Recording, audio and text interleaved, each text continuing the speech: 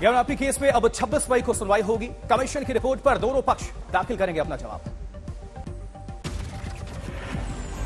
वही कोर्ट ने दोनों पक्षों से सर्वे रिपोर्ट पर आपत्तियां मांगी हैं। वीडियोग्राफी और फोटोग्राफी की सीडी उपलब्ध कराने की भी आदेश।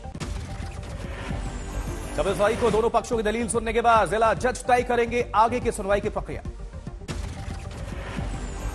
आज 32 लोगों को जज के चैम्बर में जाने की इजाजत मिली थी।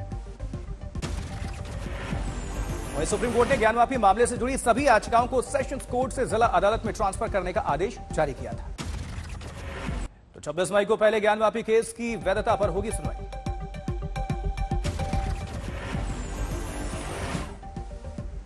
हिंदू पक्ष ने की है श्रृंगार गौरी की रोजाना पूजा अर्चना की मांग। वजू खाने में मिले शिवलिंग की पूजा का अधिकार भी मांगा है। खाने को सील करने के विरोध में मुस्लिम पक्ष 1991 के कानून के तहत ज्ञानवापी के सर्वे को बताया गलत। कल सुनवाई के दौरान दोनों पक्षों के 19 वकील और 4 याचिकाकर्ता ही कोर्ट रूम में मौजूद थे। अजय मिश्रा को नहीं मिली एंट्री। सुप्रीम कोर्ट में वर्शिप एक्ट को चुनौती, जनहित याचिका दाखिल। याचिका में कहा गया संविधान के न्यायिक समीक्षा अधिकार पर रोक लगाता है वर्शिप एक्ट। क्योंकि ज्ञानवापी विवाद के बीच ओवैसी ने फिर खंगाला मुगलों का इतिहास। बिना नाम लिए फेसबुक पर कहा, बताओ कौन थी मुगल बादशाहों की बीवियां। ओवैसी की पोस्ट पर भड़के एमपी के गृह मंत्री नरोत्तम मिश्रा ने ओवैसी को बताया भस्मासुर। नरोत्तम मिश्रा ने कहा, मुगलों से नहीं कोई रिश्ता तो उनके स्मारकों को लेकर क्यों हो रहे हैं बेचैन। बीजेपी सांसद राकेश सिन्हा ने कहा, भारतीय मुसलमानों का मुगलों से नहीं कोई नाता तो अयोध्या, काशी और मथुरा की मस्जिदों से दावा छोड़ें ओवैसी। भ्रष्टाचार के मामले में पंजाब के स्वास्थ्य मंत्री विजय सिंगला गिरफ्तार। जांच के बाद मुख्यमंत्री भगवंत मान ने मंत्रिमंडल से किया था बर्खास्त। कुतुब मीनार परिसर 9 जून को आएगा कोर्ट का फैसला। हिंदू पक्ष ने मांगी पूजा की इजाजत। कहा, कई मंदिरों को तोड़कर हुआ कुतुब मीनार का निर्माण। हिंदू पक्ष की दलील, कुतुब मीनार में देवताओं की मूर्तियां, 1600 साल पुराना लोहे का पिलर, पूजा की वस्तु, स्तंभ पर संस्कृत में श्लोक मौजूद।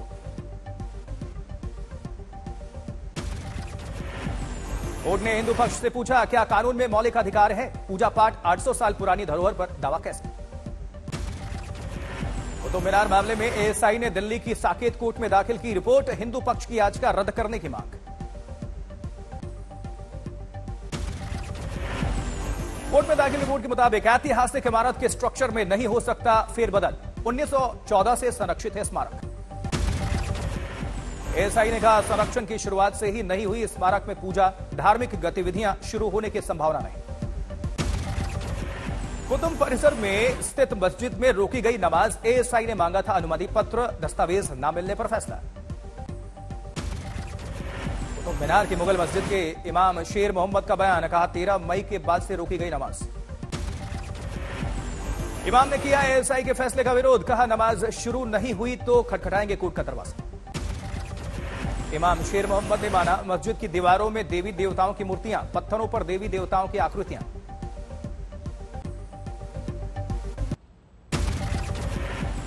मौलाना ने कहा, 20 साल पहले भी हिंदू संगठनों ने उठाया था मुद्दा। प्रशासन ने मुस्लिमों के पक्ष में दिया था फैसला। कुतुब मीनार विवाद में दिल्ली वक्फ बोर्ड का बयान। मस्जिद 1956 से वक्फ बोर्ड के अधीन।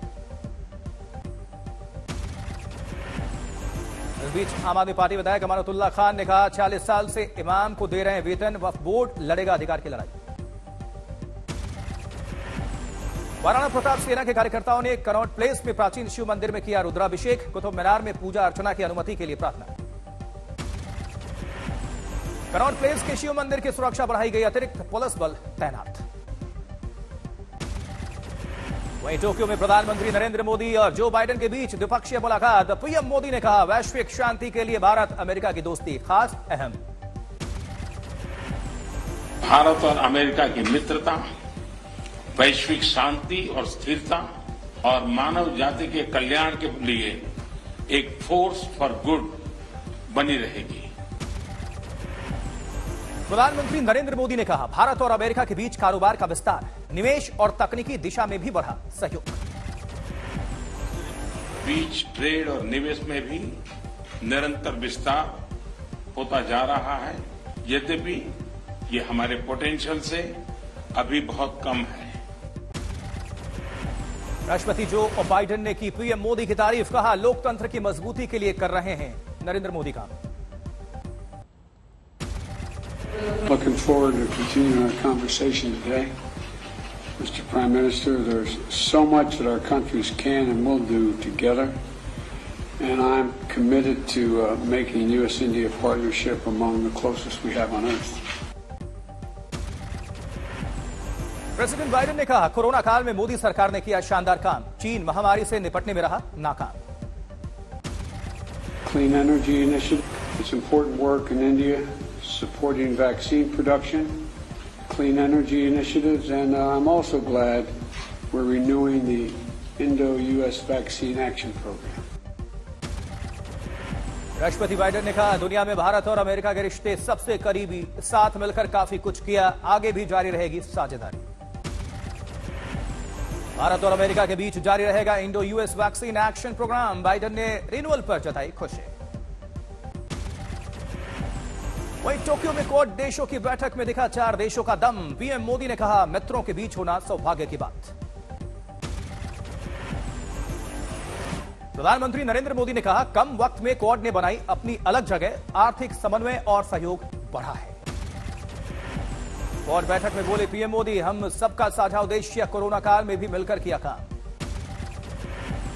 क्वाड बैठक में अमेरिकी रुख से चीन को कड़ा संदेश, बोले बाइडेन इंडो पैसिफिक में स्थिरता जरूर। क्वाड की बैठक में छाया रूस यूक्रेन जंग का मुद्दा, बाइडेन ने यूक्रेन से रूस की जंग को बताया दुनिया का मानवीय संकट। टोक्यो में क्वाड लीडर्स समिट में पहुंचे पीएम मोदी का शानदार स्वागत, जापान के पीएम फूमियो किशिदा ने की अगवानी। दोपहर बाद जापानी प्रधानमंत्री किशिदा के साथ भी पीएम मोदी की द्विपक्षीय वार्ता, रिश्ता मजबूत करने पर जोर। जापान के पूर्व पीएम सुगा से भी मिलेंगे पीएम, क्वाड फेलोशिप लॉन्च करने का भी प्रोग्राम है। कई क्षेत्रों में भारत जापान बढ़ाएंगे सहयोग, जापान इंडिया एसोसिएशन के चेयरमैन से मिलेंगे पीएम मोदी। पीएम मोदी ने टोक्यो में 36 जापानी सीईओ से किया संवाद, व्यापार संबंध बढ़ाने पर जोर, स्मार्ट सिटी को लेकर भी बातचीत।